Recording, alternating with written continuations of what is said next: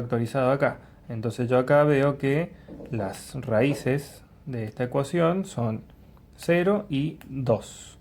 Esos son los dos puntos donde voy a analizar qué va a pasar con la concavidad a izquierda y a derecha de dichos puntos. ¿Sí? Entonces dividimos la recta real en intervalos con estos números como extremos y completamos la siguiente tabla. Entonces, desde menos infinito hasta 0, desde 0 hasta 2 y de 2 hasta infinito. ¿Sí? Me parte en 3 la recta real estos dos puntos que yo hallé acá, que son en los cuales se anula la derivada segunda. Bien, y me fijo el signo. Desde menos infinito hasta 0 tengo signo positivo, el signo de la derivada segunda. Ojo, no vayan a meter la función acá, tienen que poner esta. Pueden trabajar con esta forma o con esta, cualquiera que más les guste.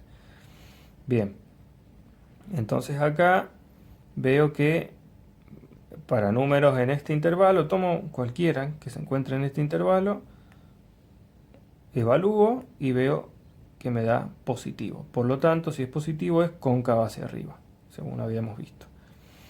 En este intervalo agarro el 1, por ejemplo, evalúo en 1 y veo que me da negativo.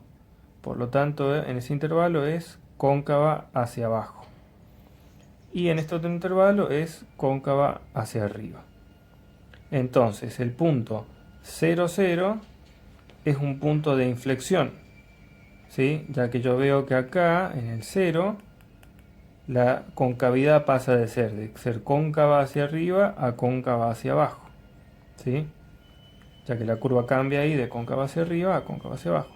También el punto 2 menos 16 es un punto de inflexión, ya que allí la curva cambia de cóncava hacia abajo a cóncava hacia arriba. Utilizando el mínimo local, los intervalos de concavidad y los puntos de inflexión, esbozamos la curva de la figura en la figura 11. Entonces ven que acá yo vuelco toda esta información. En 3 tengo el mínimo local. Después, en 0 y en 2 tengo los puntos en los que cambia la concavidad de la curva. Yo sé que hacia la izquierda del 0 es cóncava hacia arriba, hacia la derecha del 0 es cóncava hacia abajo, y acá cambia de cóncava hacia abajo a cóncava hacia arriba. Entonces va a tener más o menos esta forma la, la gráfica de la función.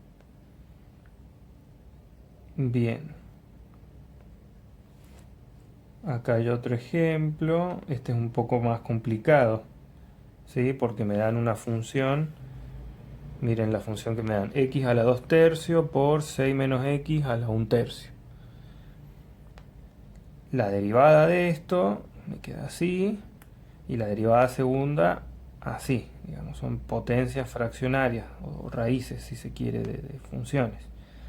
Entonces acá puedo hacer el mismo trabajo. O sea, acá directamente me han dicho esboce la gráfica de la función tal. Entonces yo voy a utilizar las pruebas de derivada primera, segunda, punto de inflexión, puntos críticos, máximo y mínimo relativo para tratar de esbozar la gráfica. Entonces, bueno, primero encuentro los puntos críticos igualando esto a 0. Esto se da cuando x es igual a 4, únicamente. Y f' de x no existe cuando x es igual a 0 o x es igual a 6.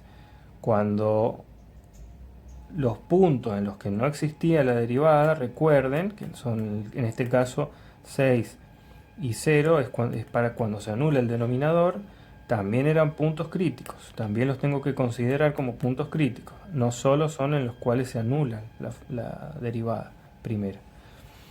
Entonces los puntos críticos son 0, 4 y 6. Voy a utilizar acá la prueba de la derivada primera, por ejemplo. Entonces voy a partir con estos tres números la recta real en 4 intervalos. Entonces voy primero para desde menos infinito hasta 0, ¿sí? Los números menores que 0.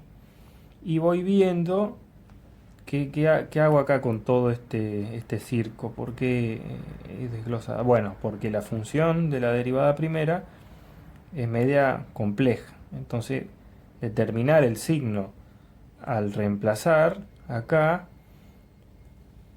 Si uno lo hace con una calculadora es instantáneo, pero para hacerlo más o menos a mano, uno puede separar esto en este factor y estos denominadores. Entonces, viendo el signo que va a tener cada uno de estos por separado, que eso sí es fácil de determinar, yo veo que después el signo que le corresponde a la derivada como un todo es el producto de estos tres signos, ¿sí? Más por menos, menos por más, menos. Por lo tanto, en ese intervalo es decreciente. Hago lo mismo para todos los otros. Después puedo encontrar, bueno, acá de vuelta, utiliza la prueba del, ya que tiene hecho los intervalos de crecimiento y decrecimiento, utiliza la prueba de la derivada primera para encontrar el máximos y mínimos locales. Entonces acá pasa de decrecer a crecer. Acá tengo un mínimo local. Y acá pasa de crecer a crecer. Entonces en 4 tengo un máximo local. ¿Sí? Todo esto tiene que estar por acá. Mientras que en 6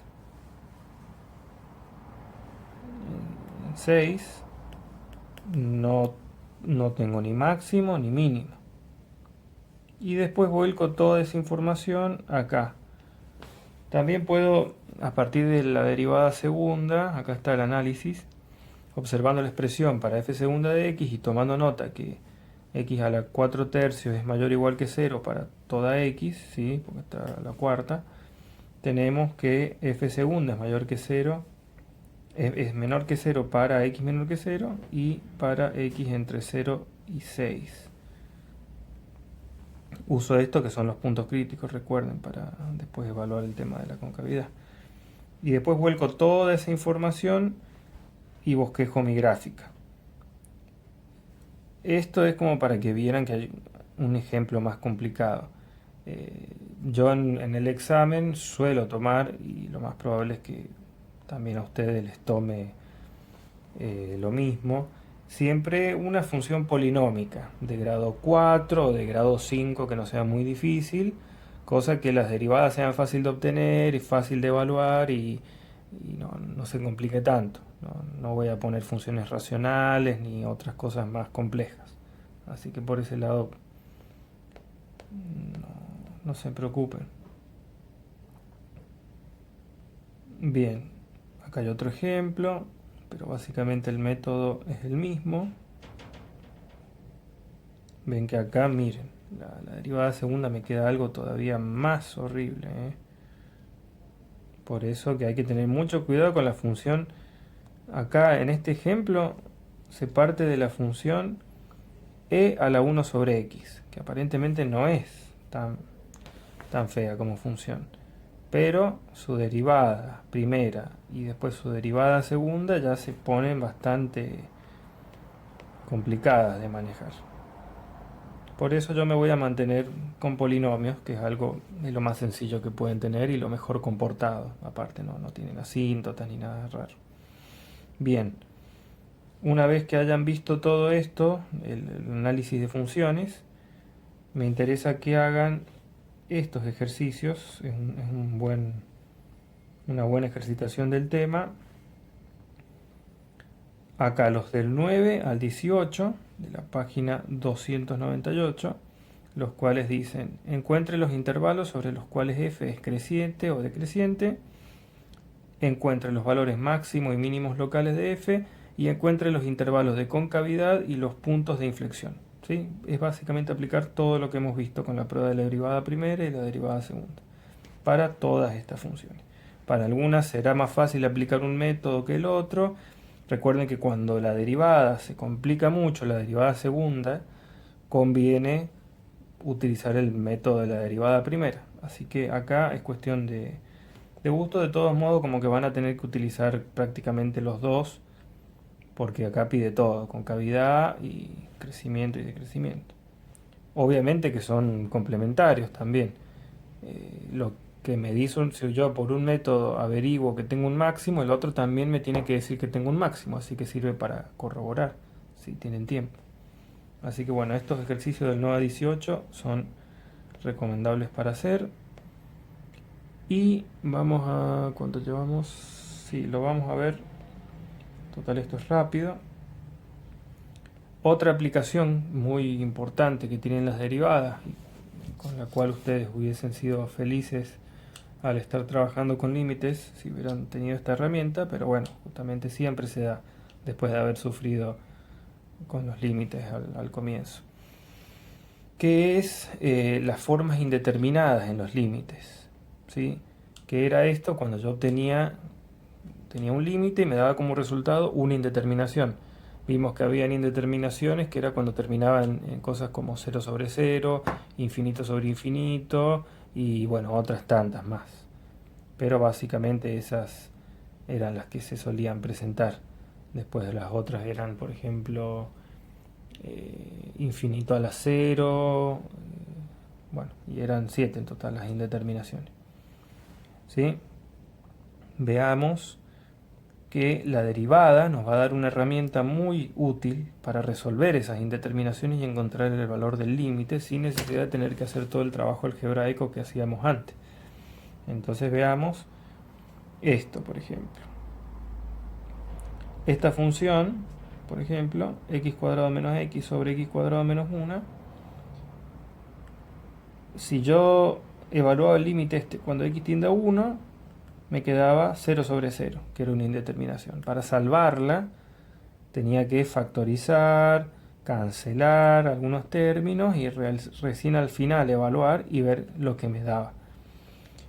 Otras funciones, esta no la vimos, pero es una función importante, seno de x sobre x. Esta, el límite cuando x tiende a 0 es 1. Esto se prueba con un argumento geométrico, haciendo con el teorema del sándwich, compactando la función y viendo que cuando x tiende a 0, este cociente se va a 1. Bueno, estas dos, que de por sí me daban indeterminaciones, vamos a ver